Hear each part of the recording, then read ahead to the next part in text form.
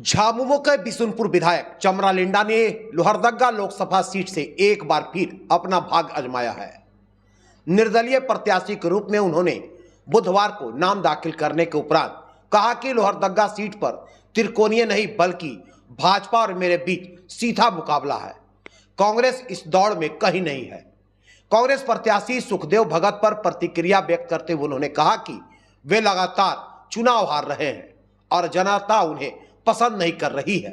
यह पूछे जाने की कि क्या आप भाजपा के एजेंट हैं और भाजपा को सपोर्ट करने के लिए चुनाव के मैदान में खड़े हुए हैं, इस सवाल पर चमरा लिंडा ने कहा कि यह तो हो ही नहीं सकता। मेरी लड़ाई सरना धर्म कोड और आदिवासियों को पहचान दिलाने की है। चुनाव जीतने के बाद अगर मैं भाजपा में जाता हूं तो मेरी सदस्यता समाप्त हो जाएगी और ऐसा मैं क्यों करूंगा। रोजगार के साधन उपलब्ध कराना, गुमला को रेलवे लाइन से जोड़ना भी प्राथमिकता होगी।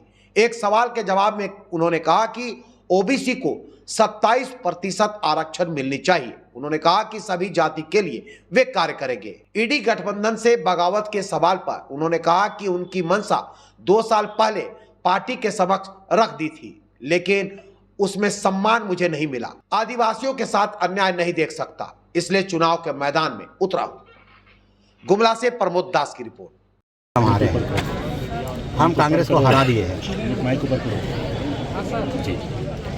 वोट काटने वाला कौन होता है? जो 50,000 वोट आता है, वो कॉन्टेस्ट में नहीं आता है। रेगुलर तो कोई आदमी उस तरह का सपोर्ट है, उसको लीव नहीं कर सकता है, छोड़ नहीं सकता है। और हमको इसीलिए लड़ना ही है आपसे। और इस बार तो हम ज़्यादा कारण से लड़ रहे हैं, क्योंकि आपने मेरा वजूद को मिटाने का प्रयास किया। भाजपा वाले भाइयों ने, चाहे तो केंद्र से हो, राज्य से हो, उस कॉलम को ही मिटा दिया जहां हम सरना लिखते थे। हमारा धर्म, मेरा फंडामेंटल राइट को ही नष्ट कर दिया। मेरी फोकस बिल्कुल मेरी पार्लियामेंट में लड़ने का कारण ये है। हम पूछेंगे और जीत होगी यार, पूछेंगे हम वहाँ जाकर के क्यों मेरे खिलाफ ऐसा किया जा रहा है। यहाँ 8 करोड़ आदिवासी हैं, उनके लिए आप क्यों नहीं सोचते हैं? आप there is no indigenous people in India United Nation में हर साल क्यों बोलते हैं अक्टूबर महीना में जब आपका सेशन होता है वहाँ तक? तो इन चीज़ों को ही पूछना है, हमें जानना है, वहीं से पूछा जाएगा।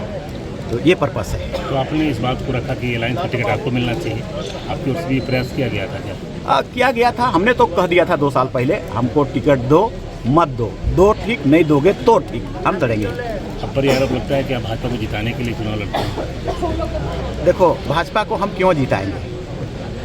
भाजपा को हमको हराना है। अभी कंटेस्ट जो है भाजपा से ही मेरा है। ये बात जरूर बोलते हैं लोग कि ये जीतेगा और भाजपा में चला जाएगा, ये बात बोलते हैं। तो हम जीतेंगे और भाजपा में नहीं जाएंगे, क्योंकि जैसे जीतेंगे और भाजपा में जाएंगे उसी दिन मेरा सदस्यता तुरंत तत्काल खत्म हो जाएगा। 10 शेड्यूल का ये देखो आप, हम लोग हिंदी वाला लेके आए हैं। दल बदल विरोधी कानून के तहत किसी जनप्रतिनिधि को अयोग्य घोषित किया जा सकता है यदि कोई निर्दलीय निर्वाचित सदस्य किसी राजनीतिक दल में शामिल हो जाता है। इससे ज़्यादा स्पष्ट नहीं है। मतलब निर्दलीय उम्मीदवार के लिए बहुत स्ट्रिक्ट है। मतलब वो पैसा लगाएगा, खर्च करेगा, मेहनत लगाएगा, अपने लोगों को विश्वास में देगा, उसके बाद अपने पैरों में कुल्हाड़ी मारने के लिए वो नहीं करेगा, किसी भी स्थिति में नहीं। वो सदस्यता को आ बैल मुझे मार कभी नहीं करेगा, वो इम्पॉसिबल है। समझ क्या लगता है, आप चुनाव जीतते हैं तो आखिरकार वो क्या कर पाएंगे जो अब तक के सांसदों ने नहीं किया? हाँ, हम 2-3 चीज़ों को हमने कहा है कि हम पूरा दोनों डिस्ट्रिक्ट के लिए हम चाहते हैं कि यहाँ इंडस्ट्री वगैरह आए, थोड़ा पलायन दूर हो और इकोनॉमी थोड़ा बेहतर हो, रेल वगैरह आए तो रास्ते चलने के लिए भाड़ा कम में होता है। ये सब दोनों चीज़ों को हमने कहा है।